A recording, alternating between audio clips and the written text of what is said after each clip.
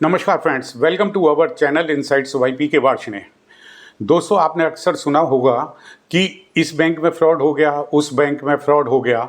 तो बैंक में जो फ्रॉड होते हैं तो या धोखाधड़ी होती है तो उसके लिए जिम्मेदार कौन होता है?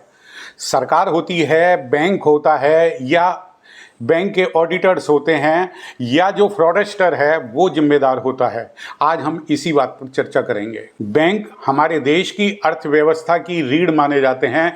हर नागरिक की मेहनत की कमाई बैंकों में सुरक्षित रखी जाती है, लेकिन जब यही बैंक धोखाधड़ी का शिकार बन जाते हैं तो सवाल यह उठता है कि आखिर जिम्मेदार कौन है?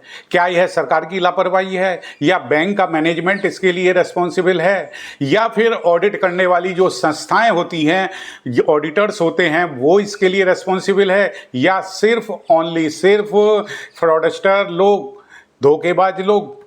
आइए इस विषय को हम उदाहरण सहित गहराई से समझते हैं। जानते हैं कि बैंक में धोखाधड़ी क्या होती है। बैंक में धोखाधड़ी कई प्रकार की होती है, जैसे कि फर्जी लोन दे दिया, जाली दस्तावेजों के आधार पर लोन दे दिया, अंदर से जो कर्मचारी मिले होते हैं, बैंक के एम्प्लॉय मिले होते हैं, उनकी मिली भगत है, साइबर फ्रॉड के थ्रू धोखाधड़ी होती है, केवाईसी घोटाले होते हैं, उसके थ्रू धोखाधड़ी होती है, एटीएम का क्लोनिंग करके भी धोखाधड़ी होती है। फॉर एग्जाम्पल 2018 में पीएनबी घोटाला सामने आया, जिसमें नीरव मोदी ने अप्रोक्स 13,000 करोड़ रुपए का फ्रॉड किया था। इसमें बैंक के अंदर के कुछ एम्प्लॉय की मिली भगत मानी जाती है। तो क्या बैंक में जो धोखाधड़ी होती है उसके लिए सरकार जिम्मेदार है? सरकार बैंकों की निगरानी करने वाली संस्थाओं की मालिक होती है, जैसे कि आरबीआई है, रिजर्व बैंक ऑफ इंडिया है, फाइनेंस मिनिस्ट्री है, जो सतर्कता आयोग है वह है, सीबीआई होती है। ऐसी बहुत सारी संस्थाएं होती हैं जो सरकारी बैंकों की निगरानी करती हैं। फॉर एग्जाम्पल, जब किसी गवर्नमेंट बैंक में लाखों करोड़ों का घोटाला होता है तो गवर्नमेंट की ओर से समय पर कार्रवाई नहीं होती है, तो यह दर्शाता है कि निगरानी प्रणाली विफल रही है। आइए इसको हम एक उदाहरण से भी समझते हैं। जैसे कि पीएमसी बैंक घोटाला हुआ, उसमें गवर्नमेंट और आरबीआई दोनों को टाइम पर कड़ी कार्रवाई करनी चाहिए थी, लेकिन उसमें देरी हुई। तो गवर्नमेंट की जिम्मेदारी क्या होती है यहाँ पर? कि मजबूत निगरानी तंत्र बनाना, समय समय पर जो पॉलिसीज होती हैं उनकी टाइम टू टाइम समीक्षा करना, और बैंकों में ट्रांसपेरेंसी लागू करना। तो क्या इसके लिए बैंक खुद जिम्मेदार हैं? जब बैंक में फ्रॉड होता है तो बैंक के अंदर का सिस्टम, उनके ऑफिसर्स, एम्प्लॉयज, ये सभी बैंक की सुरक्षा के लिए रेस्पॉन्सिबल होते हैं। फॉर एग्जाम्पल, जैसे नीरव मोदी केस में था, पीएनबी बैंक के कुछ कर्मचारियों ने गलत तरीके से स्विफ्ट कोड का इस्तेमाल किया और बिना रिकॉर्ड के गारंटी इशू करी। इस तरीके से बैंक का घोटाला हुआ। तो यहां पर बैंक की क्या जिम्मेदारी होती है? बैंक की जिम्मेदारी होती है कि ग्राहकों का, अपने कस्टमर्स का केवाईसी सही तरीके से लागू करना, क्रेडिट रिस्क मैनेजमेंट को स्ट्रांग बनाना, और टाइम टू टाइम इंटरनल जो ऑडिट होते हैं उनको करवाना। और आजकल जो लेटेस्ट टेक्नोलॉजी आती जा रही हैं उन टेक्नोलॉजीज को अपग्रेड कराना।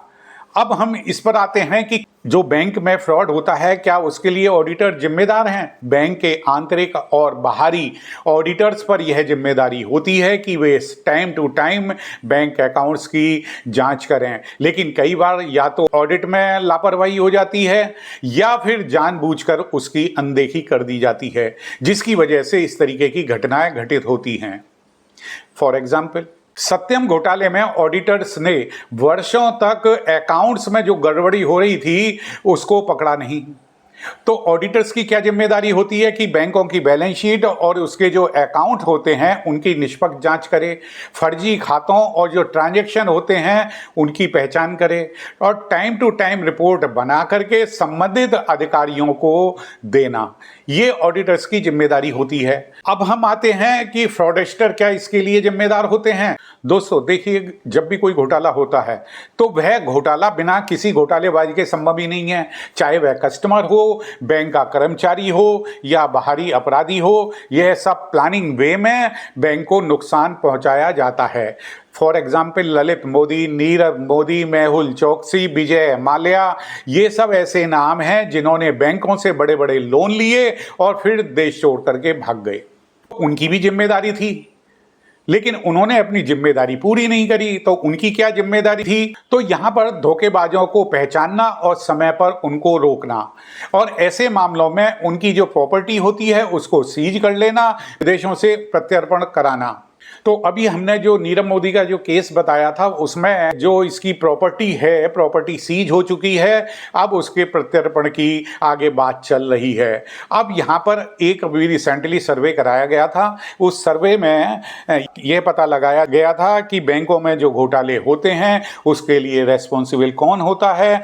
ये गवर्नमेंट रेस्पॉन्सिबल होती है, बैंक रेस्पॉन्सिबल होता है, ऑडिटर्स रेस्पॉन्सिबल होता है, या फ्रॉडस्टर रेस्पॉन्सिबल होता है। यदि होता है तो टोटल फ्रॉड में से कितना परसेंटेज उसको जाता है और मुख्य भूमिका उस बंदे की क्या होती है। तो गवर्नमेंट की भूमिका के बारे में बात करते हैं तो उस सर्वे के अनुसार जिम्मेदारी का जो स्तर आता है, लेवल आता है, गवर्नमेंट का 25% का लेवल आता है, क्योंकि निगरानी तंत्र या नीतियां बनाना गवर्नमेंट का ही काम होता है। दूसरा, बैंक किस लेवल पर है, बैंक रेस्पॉन्सिबल होता है, वो तो उसका जिम्मेदारी का लेवल आता है 30% का, क्योंकि आंतरिक जो प्रणाली होती है या बैंकों की सुरक्षा के उपाय होते हैं वह बैंक को ही करने होते हैं। अब तीसरे नंबर पर ऑडिटर्स की जो रेस्पॉन्सिबिलिटी आती है उसमें जिम्मेदारी का लेवल 20% आता है। और उसका क्या जिम्मेदारी होती है, मुख्य भूमिका उसकी क्या होती है ऑडिटर्स की, कि वह इसकी जांच करे बैंक अकाउंट्स की और उनका खुलासा करे। अब फ्रॉडस्टर का जिम्मेदारी का लेवल होता है, फ्रॉडस्टर का जिम्मेदारी का लेवल होता है 25%, क्योंकि वह प्लानिंग करके धोखाधड़ी करता है। तो अभी हमने ये चारों लेवल आपको बताए। तो गवर्नमेंट का 25%, बैंक का 30%, ऑडिटर्स का 20% और धोखेबाज फ्रॉडस्टर का 25%। तो आपने इन चारों में देखा सबसे ज़्यादा जिम्मेदारी बैंक की यानी 30% की बैंक की होती है। इस विषय पर आगे बढ़ते हैं। किसी भी घोटाले में अकेला एक पक्ष ही दोषी नहीं होता है, बल्कि यह एक चक्रवात की तरह होता है जिसमें सभी की भूमिकाएं होती हैं। तो हमारे जो सिस्टम हैं क्या वह पूरी तरह सेफ हैं, सुरक्षित हैं? नहीं। आज भी बैंकिंग सिस्टम में बहुत सारी खामियां हैं, बहुत सारी कमियां हैं।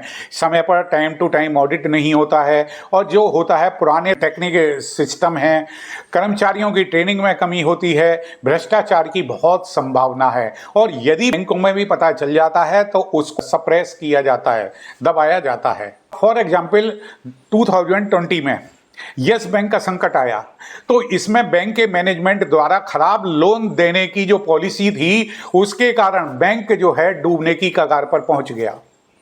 तो गवर्नमेंट ने इन सब धोखाधड़ी को देखते हुए क्या स्टेप्स उठाए हैं? गवर्नमेंट ने इस बारे में कई सारे कदम उठाए हैं। पीएसबी रिफॉर्म्स है 2020 में, जिसमें सरकारी बैंकों के विलय और मर्जर या उनकी निगरानी करने का उपाय बताया गया है। Insolvency and bankruptcy code IBC का डिफॉल्टर को पकड़ना आसान हुआ। फ्यूगिटिव इकोनॉमिक ऑफेंडर्स एक्ट है 2018, नीरव मोदी जैसे भगोड़ों पर कार्रवाई। गवर्नमेंट ने ये सब चीजें बनाई, कदम उठाए हैं, और साथ में RBI द्वारा स्ट्रॉन्ग साइबर सिक्योरिटी नॉर्म्स बनाए गए हैं। बैंकों को सख्त सुरक्षा अपनाने के डायरेक्शन भी दे दिए गए हैं। अब यहाँ पर हम ग्राहकों की जिम्मेदारी के बारे में भी समझते हैं कि भाई अपना OTP, पिन, पासवर्ड या आप किसी से भी शेयर ना करें। बैंक कॉल यदि आती है आपके पास में तो उसके झांसे में ना जाएं। फेक लिंक्स पर कभी भी क्लिक्स ना करें, और यदि कर भी देते हैं तो उसे बैंक को इमीडिएट इन्फॉर्म करें। फॉर एग्जाम्पल, बहुत से लोग जो होते हैं KYC अपडेट के नाम पर लिंक पर क्लिक कर देते हैं और अपने अकाउंट्स को खाली करवा बैठते हैं। जो विषय हमारा चल रहा है तो इसको अब हम कंक्लूड करते हुए ये जानते हैं कि इन सब जो बैंक में फ्रॉड होते हैं उसका असली दोषी कौन है। तो एक पंक्ति में इसका उत्तर दिया जा सकता है कि बैंक में होने वाली धोखाधड़ी के लिए केवल एक पक्ष ही नहीं, गवर्नमेंट, बैंक, ऑडिटर्स और फ्रॉडस्टर ये सभी मिलकर जिम्मेदार होते हैं। धोखाधड़ी केवल पैसों की हानि ही नहीं है, बल्कि यह जनता के विश्वास का हनन भी होता है। तो इस सब के लिए एक सुझाव या सजेशन दिए जा सकते हैं। यस, बैंकों का जो डिजिटलीकरण है उसको मजबूत किया जाए, सख्त कानूनी कार्रवाई की व्यवस्था करी जानी चाहिए, ऑडिटर्स को स्वतंत्र और ट्रांसपेरेंट बनाया जाना चाहिए, धोखेबाज की संपत्ति जब्त करके जनता को क्षतिपूर्ति दी जानी चाहिए और ग्राहकों को भी जागरूक बनाया जाए। अब जब भी बैंक में कोई घोटाला होता है तो यह समझना आवश्यक होता है कि इसमें कहीं ना कहीं सिस्टम की कमजोरी जरूर छिपी हुई होती है और इसे पहचानना और इसका सुधार करना हम सबकी जिम्मेदारी होता है। ईमानदारी, टेक्निक और टाइम पर निगरानी ही बैंकिंग धोखाधड़ी के इलाज की असली कुंजी होती है। तो आज की वीडियो में इतना ही। Thank you.